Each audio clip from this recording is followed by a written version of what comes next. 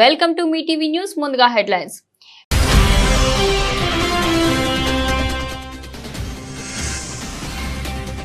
జాతిని ఉద్దేశించి ప్రధాని మోదీ ప్రసంగం. భారత్ సత్తా ఏంటన్నది పాక్ కు అర్థమైందని వెల్లడి.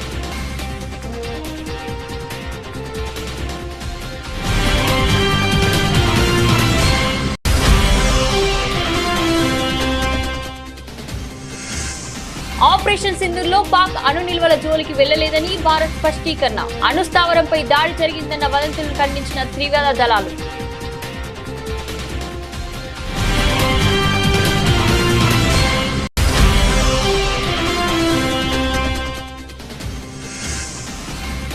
ఈ నెల 18న మరో కీలక ప్రయోగానికి సిద్ధమవుతున్న ఇస్రో. PSLV-C61 ప్రయోగానికి రెడీ అవుతున్న ఇస్రో.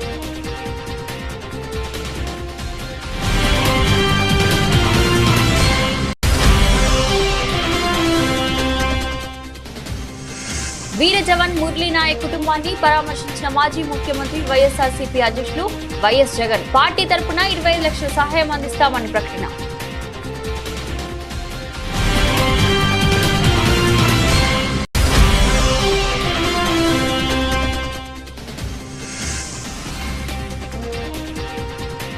ఆదంపూర్ ఎయిర్ బేస్ కి మోదీ సైనికులతో మాట్లాడిన ప్రధాని.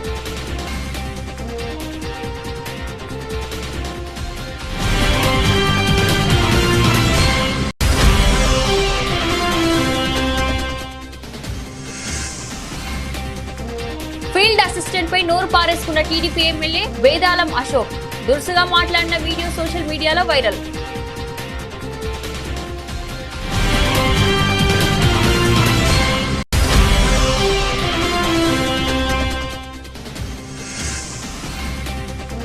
ఏసీబీ అదుపులో సూర్యాపేట డీఎస్పీ పట్టణ సీఐ. ఓ కేసులో 20 లక్షలు ఇవ్వాలని స్కానింగ్ సెంటర్ వైద్యుడికి డిమాండ్.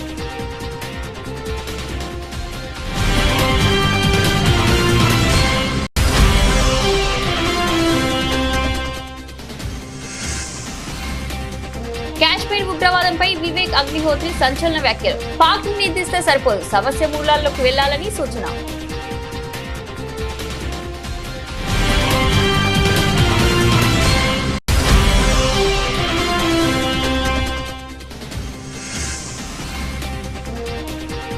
జమ్మూ కాశ్మీర్ లో ముగిసిన ఎన్కౌంటర్, 3 ముష్కరులు హతం.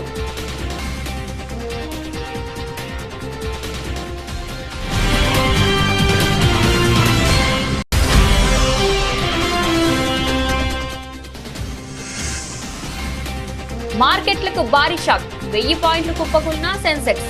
సోమవారం భారీ లాభాల తర్వాత మంగళవారం మార్కెట్ల పతనం.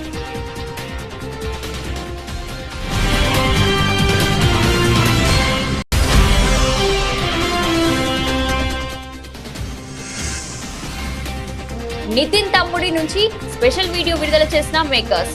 చాలా గ్యాప్ తర్వాత ఈ చిత్రంలో నటించిన సీనియర్ నటి లయ.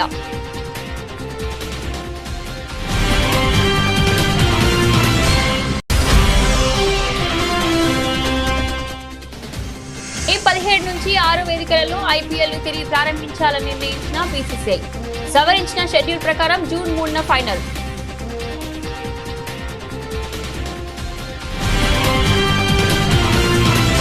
ప్రధానమంత్రి నరేంద్ర మోడీ భారత్ పాకిస్తాన్ వివాదం నేపథ్యంలో జాతిని ఉద్దేశించి ప్రసంగించారు. ఉగ్రవాదం ఏ రూపంలో ఉన్నా ఎక్కడ ఉన్నా భారత్ తుదిమంటిచ్చి తీరుతుందని స్పష్టం చేశారు. ఆపరేషన్ సింధూర్తో పాకిస్తాన్ కు మాత్రమే కాకుండా ప్రపంచవ్యాప్తంగా ఉన్న ఉగ్రవాద సానుభూతి పరులకు భారత్ ఏం చేస్తున్నదని బాగా అర్థమైందని అన్నారు. భారత్ దక్షిణ దళాల సామర్థ్యం ఏంటన్నది ఆపరేషన్ సింధూర్ ద్వారా పాక్ చవి చూసిందని తెలిపారు. 2.5 దశాబ్దాలుగా పాకిస్తాన్ లో విచ్చలవిడిగా తిరుగుతున్న ఉగ్రవాద తండాలను భారత్ ఒక్క దెబ్బతో తుడిచిపెట్టేసింది. భారత్ కు వ్యతిరేకంగా పాక్ గడ్డపై నుంచి కుట్రలు పన్నుతున్న ఉగ్రవాద ముఠాలో అంతు చూసింది. భారత్ కొట్టిన దెబ్బకు పాకిస్తాన్ నిరాశ నిస్పృహల్లో కూరుకుపోయింది. మన సైన్యం దెబ్బకి పాక్ అచేతన వ్యవస్థకు చేరుకుంది. ఆ దాడులతో దిక్కుతోచిన స్థితిలో పడిపోయిన పాక్ చివరికి భారత్ లోని జనవాసాలు, పాఠశాలలపై దాడికి దిగింది. పాక్ ప్రయోగించిన డ్రోన్లు, క్షిపణులు మన సరిహద్దులు కూడా దాటలేదు. సరిహద్దులు దాటకుండానే వాటిని మన గగనతల రక్షణ వ్యవస్థ కూల్చివేసింది. అంతేకాదు, పాక్ రక్షణ వ్యవస్థలను మన మిజైల్స్ చిన్నభిన్నం చేశాయి. పాక్ గర్వంగా చెప్పుకునే క్షిపణులు, రక్షణ వ్యవస్థలను భారత్ నిర్వీర్యం చేసింది. పాక్ వైమానిక స్థావరాలు, రాడార్ స్టేషన్లలో భారత క్షిపణులు విధ్వంసం సృష్టించాయని తెలిపారు. ऑपरेशन सिंदूर के दौरान दुनिया ने पाकिस्तान का वो घिनौना सच फिर देखा है, जब मारे गए आतंकियों को विदाई देने पाकिस्तानी सेना के बड़े बड़े अफसर उमड़ पड़े। स्टेट स्पॉन्सर्ड टेररिज्म का ये बहुत बड़ा सबूत है। हम भारत और अपने नागरिकों को किसी भी खतरे से बचाने के लिए लगातार निर्णायक कदम उठाते रहेंगे।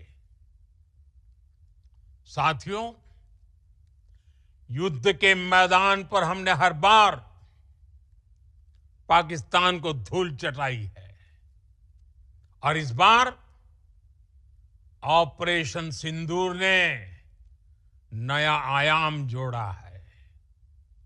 हमने रेगिस्तानों और पहाड़ों में अपनी क्षमता का शानदार प्रदर्शन किया और साथ ही न्यू एज वॉरफेयर में भी अपनी श्रेष्ठता सिद्ध की। इस ऑपरेशन के दौरान हमारे मेड इन इंडिया हथियारों की प्रामाणिकता सिद्ध हुई।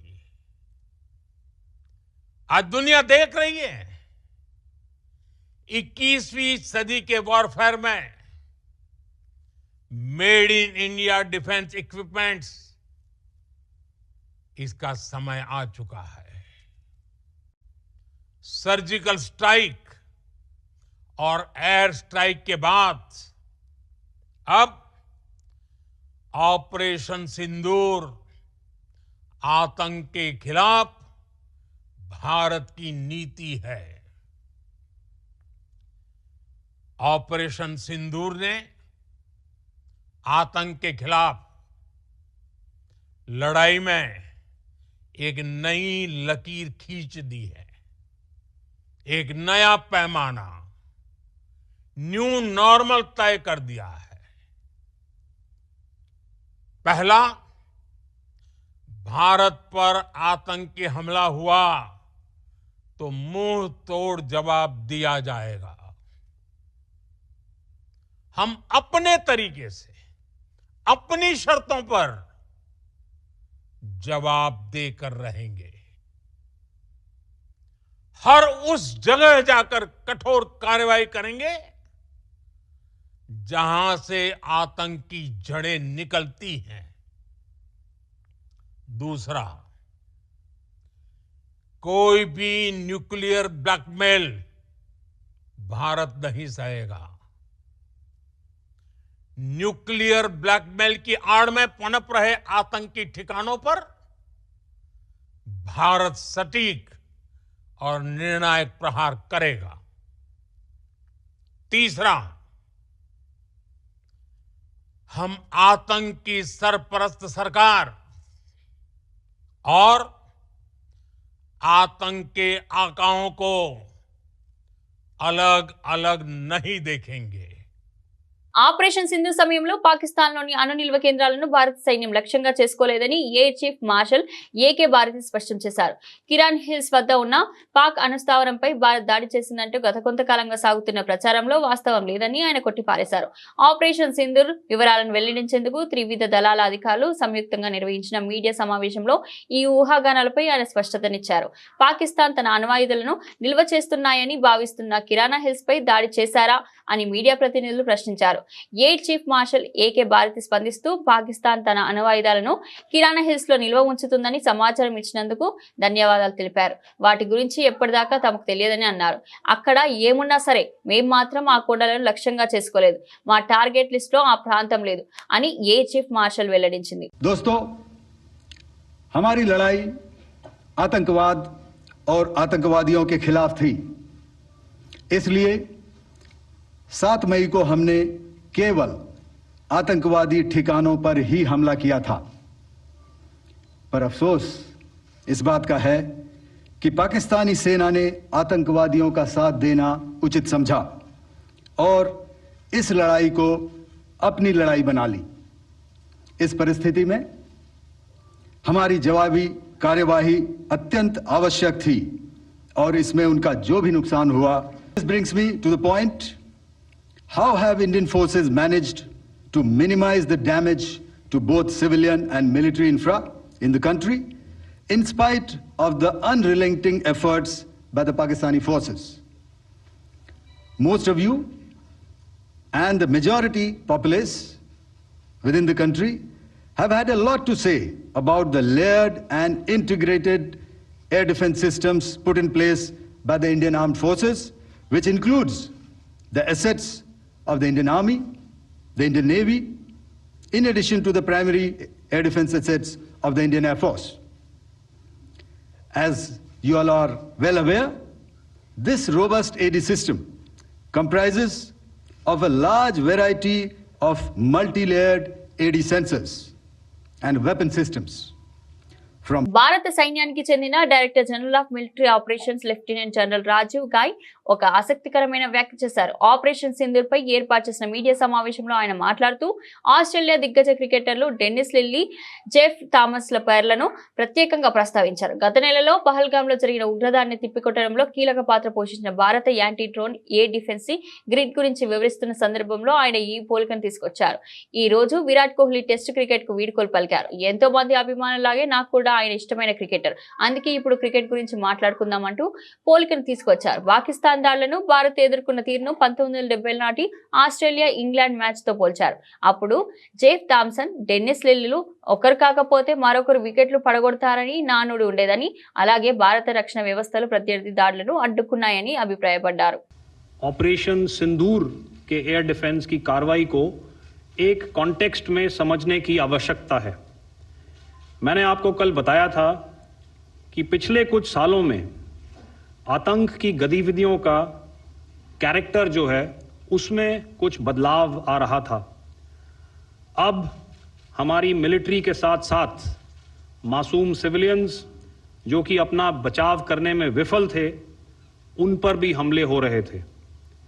2024 में जम्मू सेक्टर में शिवखोरी मंदिर को जाते हुए यात्री और इस साल अप्रैल में पहलगाम में मासूम पर्यटक इस खतरनाक ट्रेंड के विशेष उदाहरण हैं.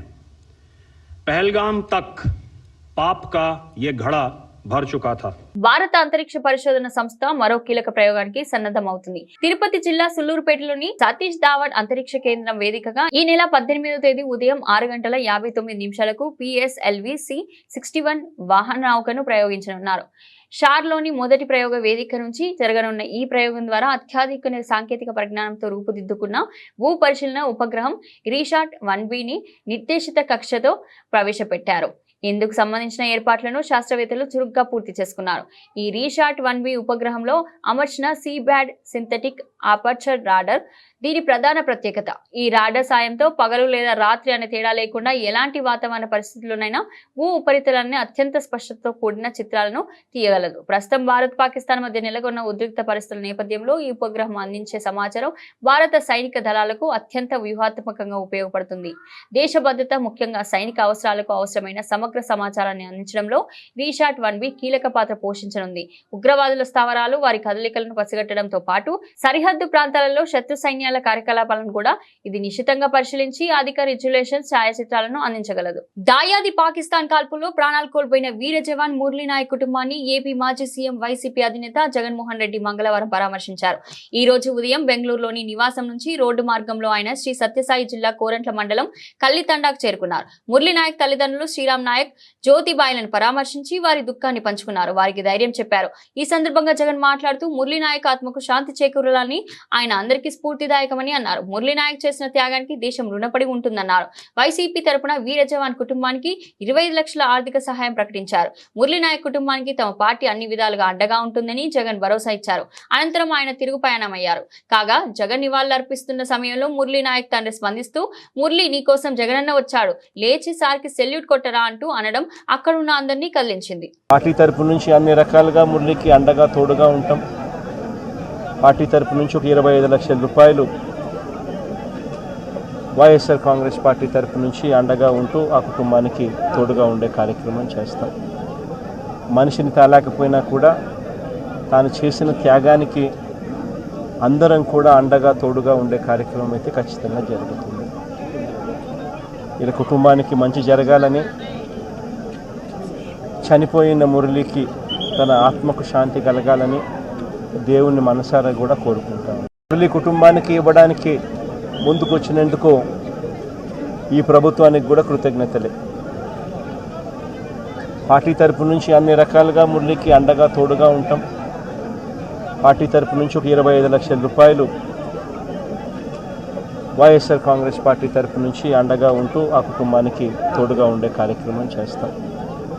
మనిషిని తాలేకపోయినా కూడా తాను చేసిన త్యాగానికి అందరం కూడా అండగా తోడుగా ఉండే కార్యక్రమం అయితే ఖచ్చితంగా జరుగుతుంది.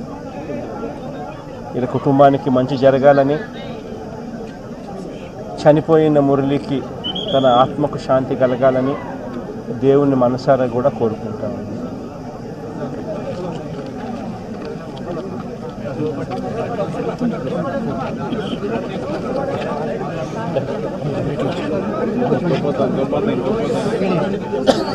ప్రధాని మోదీ ఇవాళ అదంపూర్ ఎయిర్ బేస్ కి వెళ్లారు. అక్కడ ఆయన ఆపరేషన్ సింధూర్ లో పాల్గొన్న సైనికులతో ముచ్చటించారు. పాకిస్తాన్ పై అటాక్ చేయడంలో అదంపూర్ వైమానిక క్షేత్రం కీలకంగా నిలిచింది. పాకిస్తాన్ ఇండియా మధ్య కాల్పుల విరమణ ఒప్పందం కుదిరిన నేపథ్యంలో ఇవాళ మోదీ ఆ ఎయిర్ బేస్ కు వెళ్లి IAF సిబ్బందిని పలకరించారు. ఆదంపూర్ ఎయిర్ ఫోర్స్ స్టేషన్ పై పాకిస్తాన్ అటాక్ చేయాలని ప్రయత్నించింది. మే 9 రాత్రి 10వ తేదీలో శత్రు దేశం ఆ ప్రయత్నం చేసింది. మోదీ తన ఆకస్మిక పర్యటనతో సైనికులు మనోధైర్యాన్ని నింపారు. వైమానిక సిబ్బందితో పాటు జవాన్లను కూడా ఆయన కలుసుకున్నారు.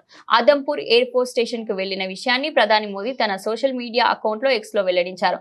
ధైర్య సాహసాలు ప్రదర్శించిన వైమానిక సిబ్బంది సైనికుల్ని కలుసుకున్నట్లు చెప్పారు. ధైర్యాన్ని, అకుంఠ దీక్షను, నిర్భయత్వాన్ని ప్రదర్శించిన వారిని కలుసుకోవడం ప్రత్యేకమైన అనుభవాన్ని మోదీ తెలిపారు. దేశం కోసం శ్రమిస్తున్న సైనిక బలగాలకు భారత్ రుణపడి ఉంటుందన్నారు. भारत माता की, भारत माता की, भारत माता की,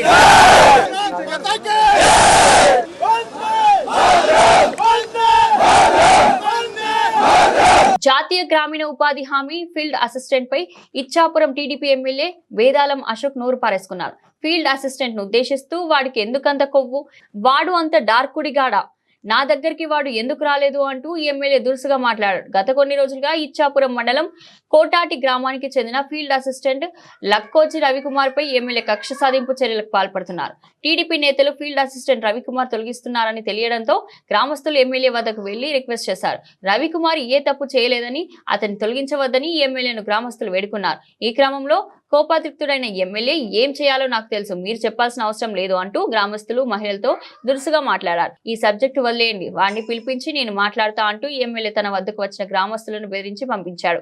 ఈ వీడియో ప్రస్తుతం సోషల్ మీడియాలో వైరల్ గా మారింది. ఈ రోజు ఎంతమంది ఆడవాళ్ళని ఇక్కడ పంపించగలిగాడు అంటే ఆడు రాజకీయంగా ఎంత బలమైన ఉంటాడు, ఆడికి అంత కొవ్వు. అలాంటప్పుడు ఆడు రావాలా, ఆడొచ్చి నా మీద ఏం జరిగిందండి అని అడగాల. ఆడు రాకుండా మీతో డ్రామాలు ఆడిస్తాడు. ఆడికేమంత కొవ్వు, ఆడాడు అంత పెద్ద దార్కరిగాడు, దార్కరిగాడా?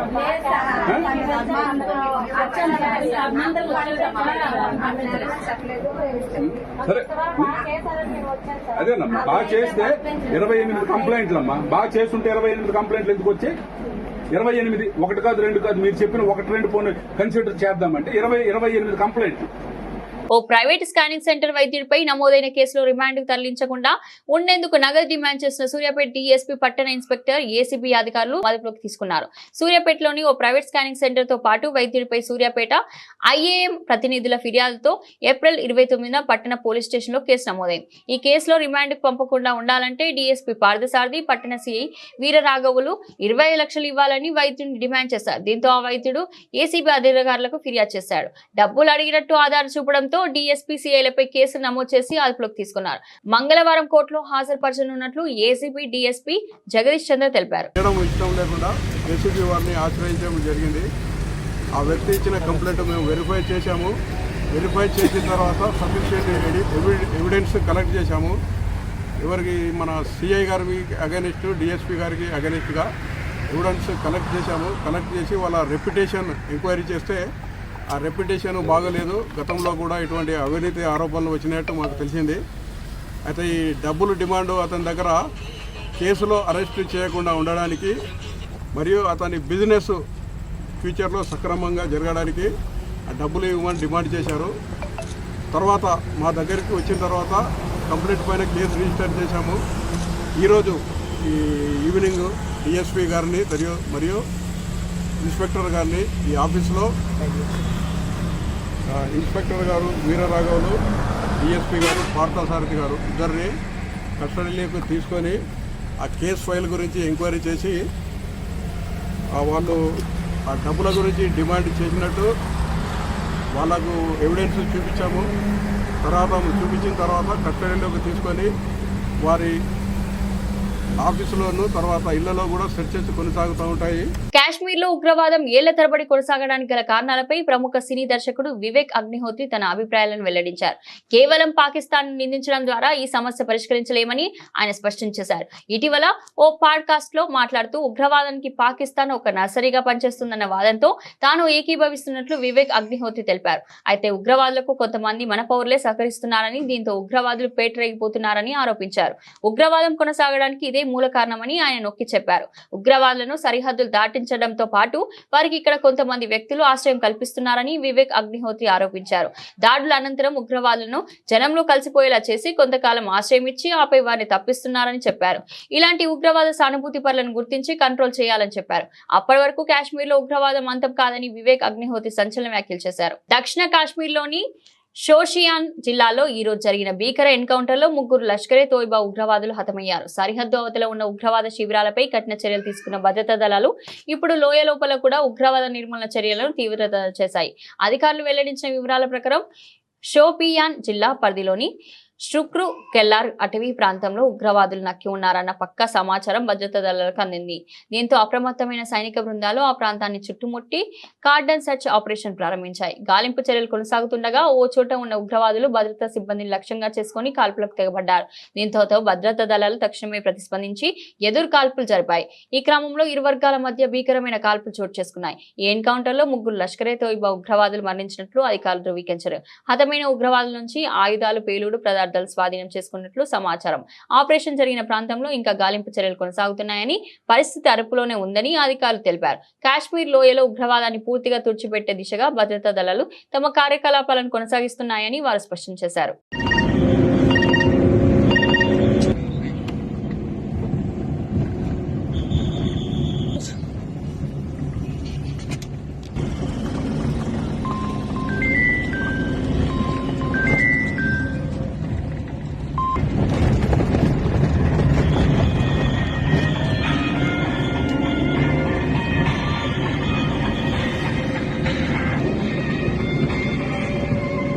సోమవారం నాటి రికార్డు స్థాయి లాభాల జోరుకు మంగళవారం బ్రేకులు పడ్డాయి. దేశీయ స్టాక్ మార్కెట్లు భారీ నష్టాలకు చేరుకున్నాయి. ఇన్వెస్టర్లు లాభాల స్వీకరణకు మొగ్గు చూపడంతో కీలక సూచీలపై సెన్సెక్స్, నిఫ్టీలు కుప్పకూలాయి. ముఖ్యంగా ఐటీ, ఫైనాన్షియల్ రంగ షేర్లలో అమ్మకాల ఒత్తిడి స్పష్టంగా కనిపించింది. 4 ఏళ్లలో అత్యుత్తమ సెషన్ను సోమవారం నమోదు చేసి భారత ఈక్విటీ సూచీలు మంగళవారం ట్రేడింగ్ లో మాత్రం భారీగా నష్టపోయాయి. ఉదయం 10 గంటల సమయానికి బీఎస్ఈ సెన్సెక్స్ 898.83 పాయింట్లు నష్టపోయి 81,531.07 వద్ద ట్రేడ్ అవుతుండగా ఎన్ఎస్ఈ నిఫ్టీ 225.50 పాయింట్లు క్షీణించి 24,699.20 వద్ద కొనసాగింది. సెన్సెక్స్ 30 షేర్లలో కేవలం 6 షేర్లు మాత్రమే లాభంలో ఉన్నాయి. Sun Pharma, Bajaj Finance, SBI, Tech Mahindra, IndusInd Bank, Titan స్వల్ప లాభాల్లో ట్రేడ్ అవుతుండగా మిగిలిన షేర్లు నష్టాల్లో పయనిస్తున్నాయి. Eternal 2.46 down. Infosys, HCL Tech, Power Grid Corporation, Kotak Mahindra Bank షేర్లు ప్రధాన నష్టాల్లో ఉన్నాయి. నిఫ్టీ 50లో కూడా Infosys, Eternal, Hindalco Industries, HCL Tech, Power Grid షేర్లు ఎక్కువగా నష్టపోగా BEL, Doctor Reddy's, Jio Financial Services, Cipla, Sun Pharma షేర్లు లాభపడ్డాయి. రంగాల వారీగా చూస్తే నిఫ్టీ ఫార్మా సూచి 1.98%, హెల్త్ కేర్ సూచి 1.72%, పిఎస్యు బ్యాంక్ సూచి 1.88% చొప్పున లాభపడి టాప్ గెయినర్లుగా నిలిచాయి. మరోవైపు నిఫ్టీ ఐటీ సూచి 1.13% నష్టంతో టాప్ డ్రాగర్ గా ఉంది. దీని తర్వాత ఫైనాన్షియల్ సర్వీసెస్, బ్యాంక్, నిఫ్టీ సూచీలు కూడా నష్టాల్లో ట్రేడ్ అవుతున్నాయి. వేణు శ్రీరామ్ దర్శకత్వంలో నితిన్ నటించిన తాజా చిత్రం తమ్ముడు. ఈ మూవీ నుంచి స్పెషల్ వీడియోను తాజాగా మేకర్స్ విడుదల చేశారు. మూడ్ ఆఫ్ తమ్ముడు మీ అందరినీ ఆశ్చర్యపరిచే అద్భుతమైన పాత్రలతో నిండిన వైల్డ్ వరల్డ్ అనే క్యాప్షన్ తో నిర్మాణ సంస్థ శ్రీ వెంకటేశ్వర క్రియేషన్ క్రియేషన్స్ ఈ ప్రత్యేక వీడియోను అభిమానులతో పంచుకున్నారు. ఈ వీడియో ద్వారా మూవీలో నటించిన ప్రధాన నటీనటులు వారి పాత్రలను పరిచయం చేశారు. నితిన్ లయ, సప్తమి గౌడ, శ్వాసిక, విజయ్ సౌరభ్, సచ్దేవ్, వర్ష బొల్లమ్మ పాత్రలను ఇందులో పరిచయం చేశారు మేకర్స్.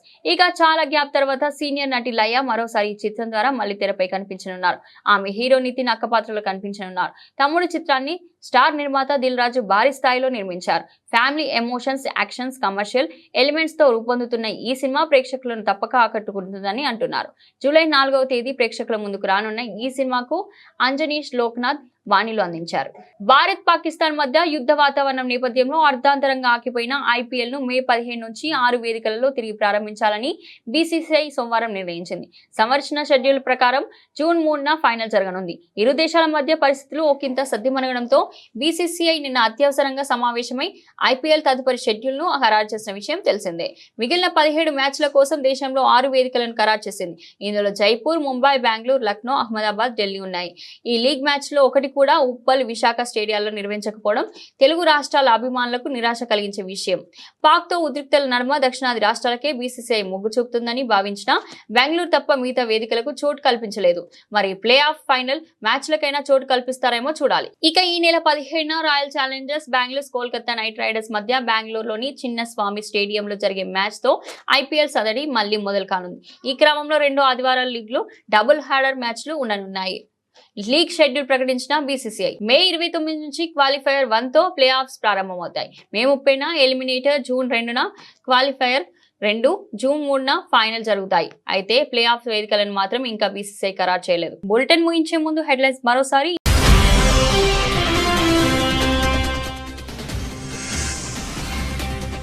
జాతిని ఉద్దేశించి ప్రధాని మోదీ ప్రసంగం. భారత్ సత్తా ఏంటన్నది పాక్ కు అర్థమైందని వెల్లడి.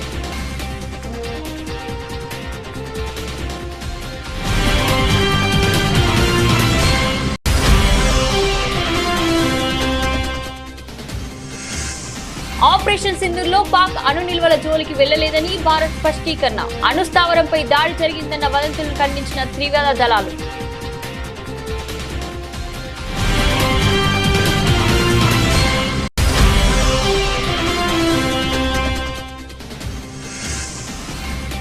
ఈ నెల 18న మరో కీలక ప్రయోగానికి సిద్ధమవుతున్న ఇస్రో. PSLV-C 61 ప్రయోగానికి రెడీ అవుతున్న ఇస్రో.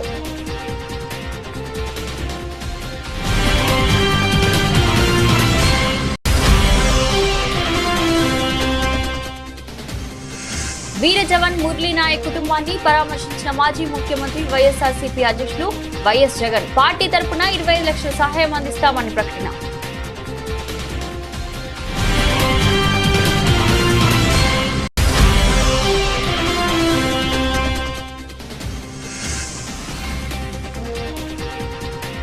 ఆదంపూర్ ఎయిర్ బేస్ కి మోదీ, సైనికులతో మాట్లాడిన ప్రధాని.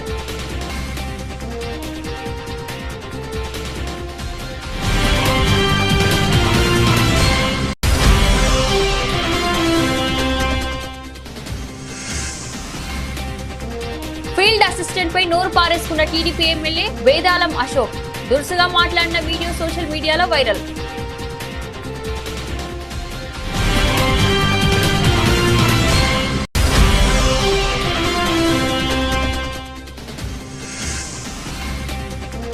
ఏసీబీ అదుపులో సూర్యాపేట డీఎస్పీ, పట్టణ సీఐ. ఓ కేసులో 20 లక్షలు ఇవ్వాలని స్కానింగ్ సెంటర్ వైద్యుడికి డిమాండ్.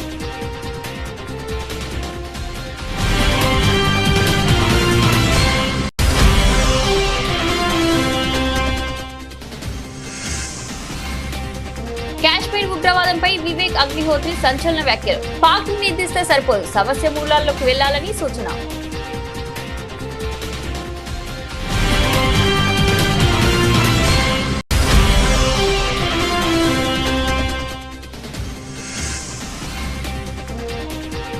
జమ్మూ కాశ్మీర్ లో ముగిసిన ఎన్కౌంటర్, 3 ముష్కరులు హతం.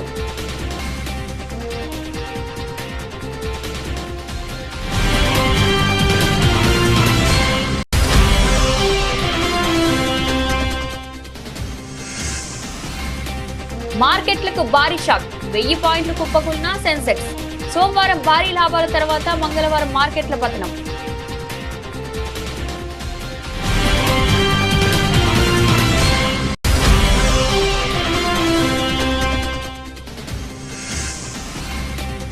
నితిన్ తమ్ముడి నుంచి స్పెషల్ వీడియో విడుదల చేసిన మేకర్స్. చాలా గ్యాప్ తర్వాత ఈ చిత్రంలో నటించిన సీనియర్ నటి లయ.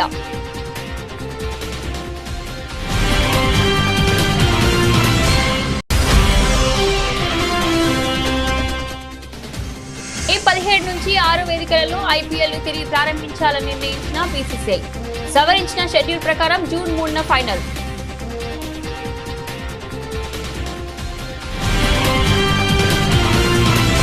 ఇది రోజు బులెటిన్. మరో బులెటిన్ లో మళ్ళీ కలుద్దాం.